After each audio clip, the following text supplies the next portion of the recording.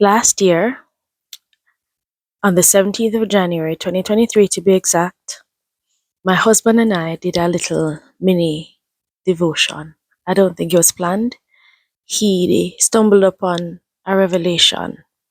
He was reading Luke 5 verse 14, and we sat and we discussed it a bit. And Luke 5 verse 14 says, "And he ordered him to tell no one, but go and show yourself to the priest and make an offering for your cleansing, just as Moses commanded as a testimony to them." Go and show yourself to the priests. This was a leper, right? So you can read the story in Luke 5 of those who Jesus cleansed. And again, the focus is on the instruction to go and show yourself to the priest. I'll explain why this is significant. All right, so good morning, everybody. Good morning, good day, wherever you are. It's another Tuesday for me, another Tuesday morning. So continuing on my testimony Tuesdays. Yesterday I was wondering, what am I going to talk about this week? Going through all the different testimonies, what should I talk about this week? And then I said, I don't want to just pick up myself. I want God to tell me what I should talk about today. So I was like, go about my business a little bit, knowing that God is going to, I was confident God is going to give me something. Then I got contacted by who I'm going to talk about today, a person who we met last year. So she's connected to this verse. All right. So again, my husband was still fairly newly converted at that point. Yes. And it was beautiful to me that he came upon this without a sermon or anything, just him listening to the Bible and reading along. And at that point in our lives, we were still worshiping at home. We actually had begun worshiping at home before the pandemic for personal reasons. And it was a bit strategic on my part, sorry. And so he honed in on the go. Show yourself to the priest, not just go, but go and show yourself to the priest. So my husband's interpretation of this scripture, and which I latched onto and I agreed with at that moment because I know God was speaking to him, is that we needed to get up and go to church. We needed to bring Marley to church. We needed to transition from at-home worship, and now go to church. So not only did he get that scripture, he got a dream. He got my husband get vivid dreams. And he was like, okay, Shauna, we need to go to church and we need to go to this specific church. And I questioned him. I was like, why that church? And he said, maybe because that's the only church I drive past. So I thought, okay, he's suggesting this one just because it's that reason, but just because of that reason. So I submitted in the sense that I was like, okay, we are going to church. I suggested another church that was closer to us because I'd been to that church, and because I thought the timing would work better for the flow of our Sundays. So I said, oh, they have an early service. And he asked what was the time that the church that he saw in the dream, what time does that service start? And I thought at the time that the church service would start at around 10. I knew it was 9 or 10, but the church I was suggesting that was closer, I had known of there being 7:30 services. So I was like, okay, you get this instruction. Let's go to church 7:30. Let's go first. So we went, we packed up everybody and we went to the church. We got there at 7:30. I had been there before at 7:30. When we go there, they say, there's a new pastor. And the new pastor says that she's not doing any 7:30 services. She's switching it from 2 or 3 services in a day. I think it was 2 services in a day to 1. And that service is not going to start until 9 o'clock, I believe.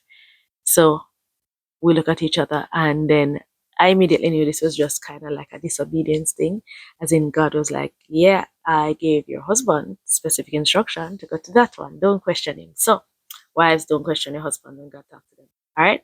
So let's move on. learned my lesson.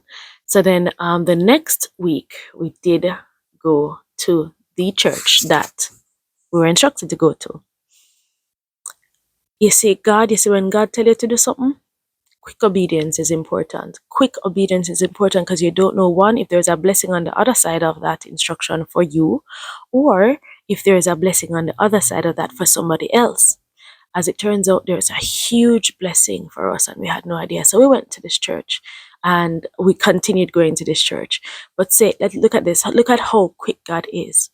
We go to the church, and at that first service, we enjoy our service. We sit down, we take it in.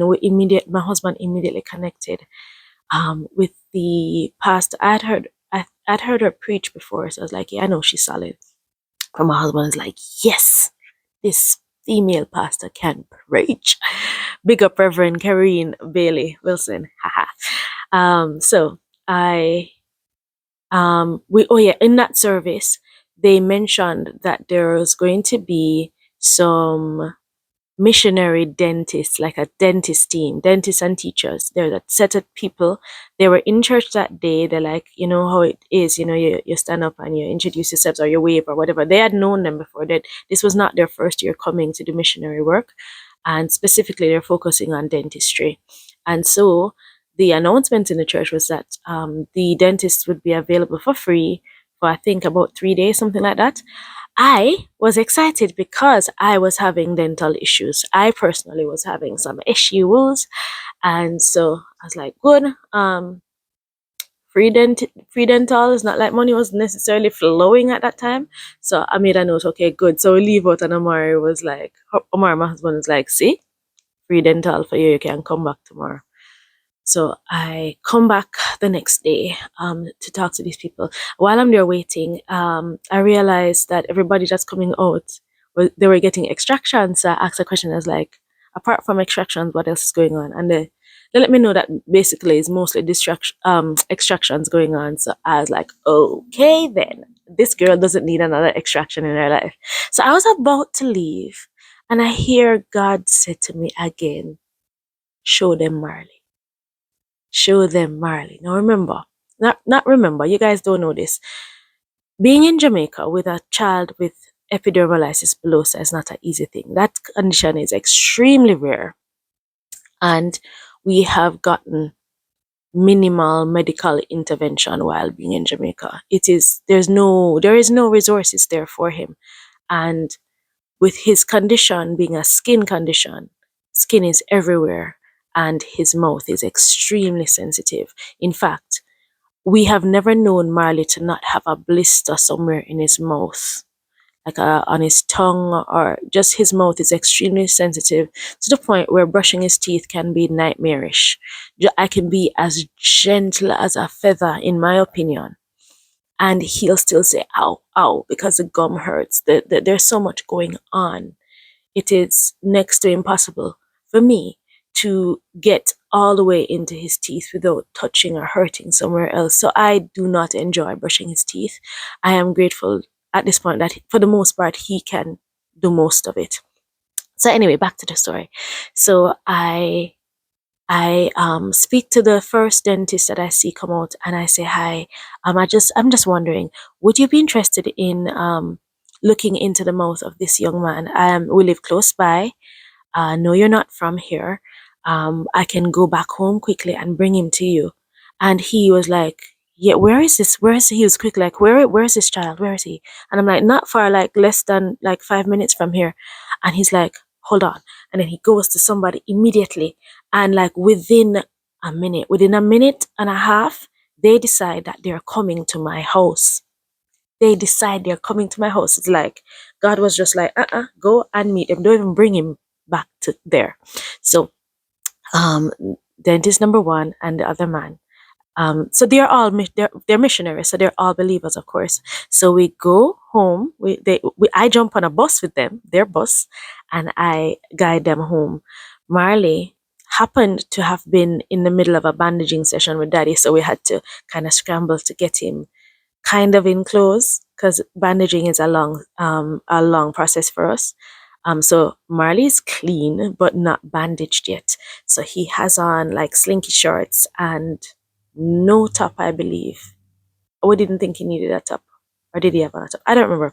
But the point of the matter is these people, I welcome them into my home. They are so willing to serve that they come straight in, they see Marley. No, it turns out that they are the first medical professionals to actually see Marley as naked as they saw him. Mind you, he had on shorts, yes, but to see his whole torso and everything. So remember, they're dentists. They come to look in his mouth, but of course, they'd never seen him before. Really, there was all this intrigue about his skin. So we talk about that for a little bit. And then the dentists come and they have the little devices and they look in his mouth and everything and gave us advice. But it didn't stop there. They wanted to come back. So they said they come back this evening. I didn't know if they would, but they honored it. I think in total, the dentist and their team, which again, the dentist included dentists, dental assistants, and teachers from a particular school. I'm going to talk about the school. This is going to be a little bit longer testimony. And so they came back that same evening, and from the obedience that one obedience, that one scripture led to so much so quickly. They came back. They sat and spoke with Marley, talked about homeschooling, talked about his teeth, talked about his skin, talked about it was such a special thing because they cared. They cared so much. They wanted to not just give him dental advice and dental help and give us stuff because we got electric toothbrushes and a specific I forget the name of the thing. I have it upstairs, but I can't bother to go for that right now. I have to dig up for it. But it helped with the blisters in his mouth and the discomfort in his mouth. It was really good to have this specific gel. It's a gel, and it helps like after surgery to numb the area. And so it was very helpful to Marley at the time. And the teacher, we sat around on the ground with Marley, and it was so engaging. And they listened to him talk, and he went on and on about Avatar, and he just captured their hearts. And again, I said, I think we spoke to them. They visited us about 4 times before they left in the short time that they were here, serving the Lord, doing the Lord's work. And they left their contact information. And quick after that, just a few weeks, we started getting packages from them. And the packages are so, I left one, okay. Packages mean the world to us because, again, we got to meet teachers, right? And this set of missionaries cared so much about his schooling that they got their students to send, I don't know if you guys can see that. It says Oak Hill School. This is in Tennessee. And because of that interaction with them, Marley has gotten to make friends, so many friends, because we've had several Zoom sessions with these teachers and their students. And so Marley has gotten to make friends. I remember one day Marley said, one day, I believe they had all of grade 2 sit in the PE room, in the auditorium, all of them gathered. So not one, not two, not 3 classes. They all gathered in one place, and it total about 100 students. And so that day, Marley's like, I made 100 friends. I made 100 friends today, and it's so sweet to me every time we get one of these packages because they write him letters. Like this little one is from Chip, and wow, this. I'm recording this almost exactly a year since meeting them, because we're now back in the States for Miley to get follow-up surgeries, and they are back in Jamaica doing their due diligence. Not due diligence, no, they're back in Jamaica doing service, doing dental work again, and teachers are there as well. So I don't know who else is gonna get blessed like this. But look, these letters from these children. Riley gets these letters that are handwritten, and we've gotten several of them. Even when Marley was in the hospital, there was a set of letters that came in. This is from Chip. This is from Tierney. There's a lot of them. A lot of them. So many of them. It's so sweet. Chip says to Marley, "Dear Marley, hi Marley, I'm Chip from Oak School. I thought it was interesting that your favorite book and movie was Avatar. My favorite movie is Matilda. I thought it was interesting when you painted with both hands.